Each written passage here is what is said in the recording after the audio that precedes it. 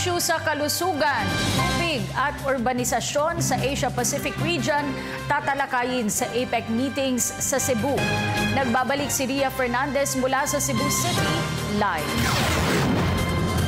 Yes, Kathy, meron nga mga pagpupulong ang APEC dito sa Cebu City. Tampok ang kalusugan, tubig at urbanisasyon na pinaniniwalaang may epekto sa ekonomiya at kaunlaran. Narito ang aking ulat.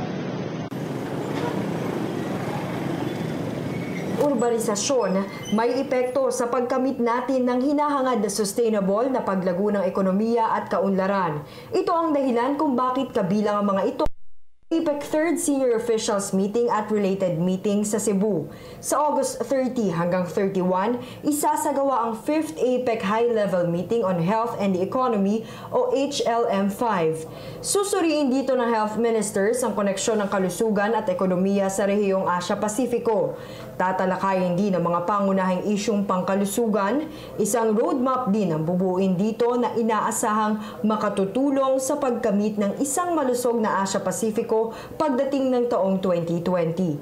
Magkakaroon naman ng public-private dialogue on water sa September 1. Pag-uusapan dito ang iba't ibang paraan ng bawat member economy sa pagsisiguro ng malinis na inuming tubig at pagtitipid ng naturang likas yaman.